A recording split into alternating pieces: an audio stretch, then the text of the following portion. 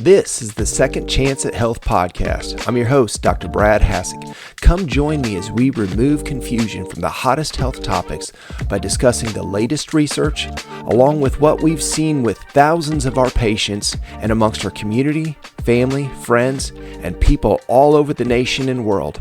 Let's dig in. Hey, this is Dr. Brad Hassig, your host of the Second Chance of Health podcast. Today, I wanted to go through some different morning and evening routines. That's a question that I get asked frequently from patients and friends. You know, what do you do? What is your routine like? So I figured I would go through and share things that I've learned. I've had mentors teach me, things that I found that have worked. I've kind of picked and pulled from a lot of different places, both in healthcare and in faith, and combined all of these things together to what I typically do on most days. We just recently got back from vacation. It was wonderful, celebrating our 20th anniversary. And even on vacation, I was still in the mornings. I took time to do as many of these routines as possible. So first thing in the morning, first thing I do, and I've learned this, is smile.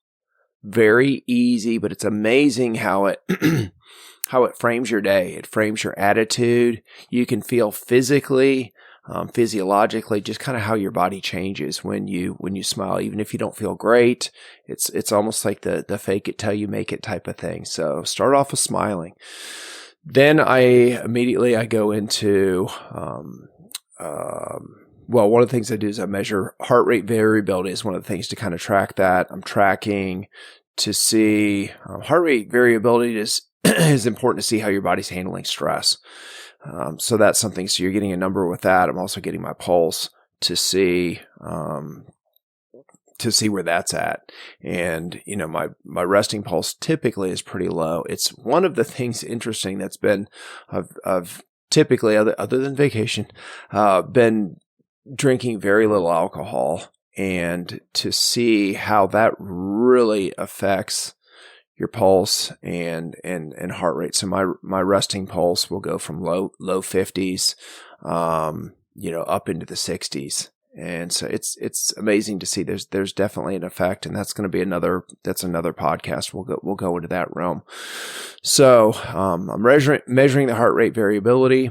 And that's when I begin to go through my gratitudes, and I figure I'm thanking God for all the many different blessings in my life. And I have a list of things. I'm thanking Him, for things that He's provided me with, and going through, obviously His Son Jesus, the Holy Spirit, thanking Him for family and friends and what he's provided. Before we begin to ask Him for more things or start to lay out our struggles, I feel it's very important to go through all of our very many blessings that we have. So that kind of sets the tone for the day. I like to read some scripture just to get the day started with that. One of the things along that lines, I love this particular verse. So you have not received a spirit that makes you fearful slaves. Instead, you received God's Spirit when He adopted you as His own children. Now we call Him Abba, Father. That's Romans 8:15. And one of the things that I use to guide me that I absolutely love is this prayer guide. This is from Church of the Highlands. They have an amazing prayer guide where it helps. A lot of people don't know, how do I pray? And they go through all these amazing different prayers and things. I really found tabernacle prayer, the prayer of Jabez, obviously the Lord's Prayer, and some of the meaning behind it. It helps structure. How do I do this?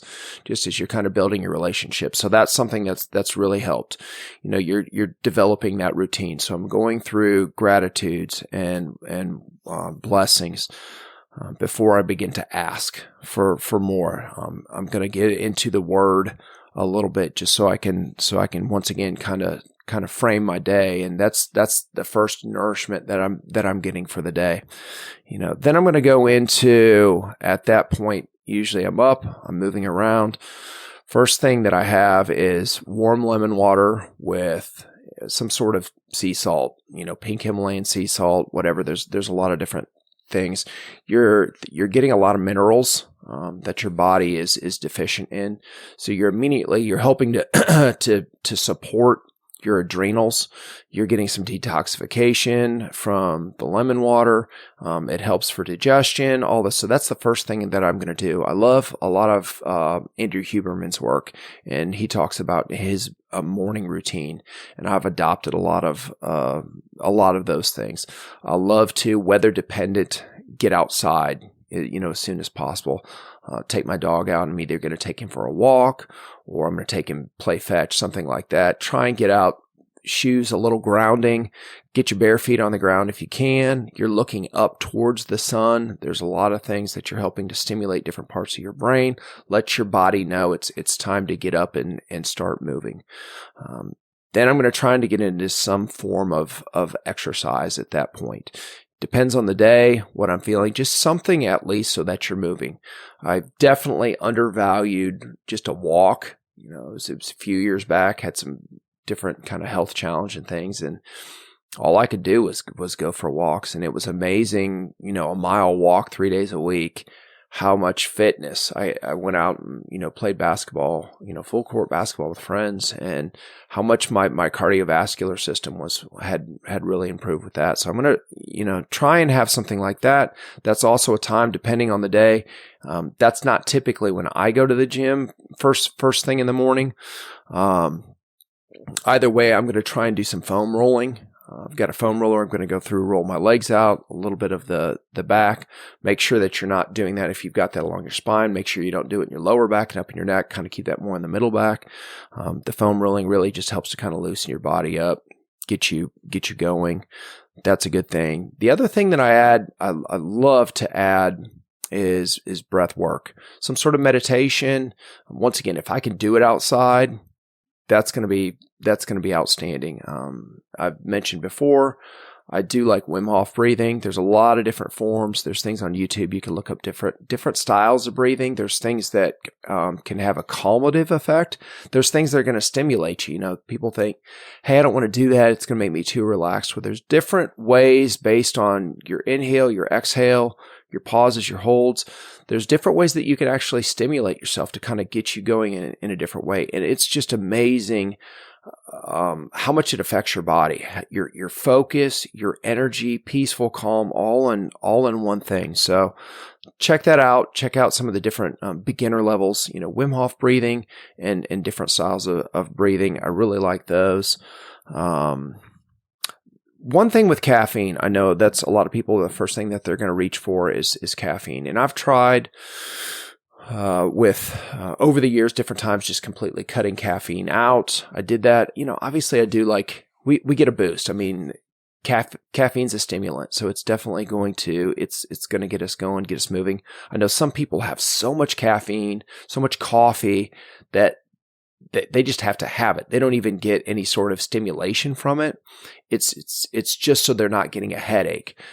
Once again, I loved Andrew Huberman's. One of the points is to wait at least 90 minutes if you can, an hour, but at 90 minutes to 2 hours if I can. That's why I start with the sea salt and warm lemon water, which to me almost gives me a little boost in the morning.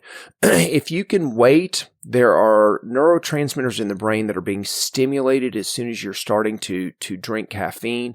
The best way that I can describe what's happening, you're almost stealing from you later on in the day that energy that you're getting if you drink coffee or you have caffeine first thing in the morning.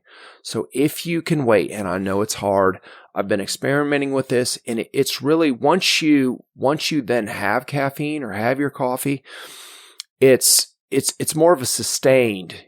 I don't need a second cup, and I'm not getting much throughout the day. I really don't get anything in the afternoon. So if you can just wait, like I said, the best way, and it really hit home with me.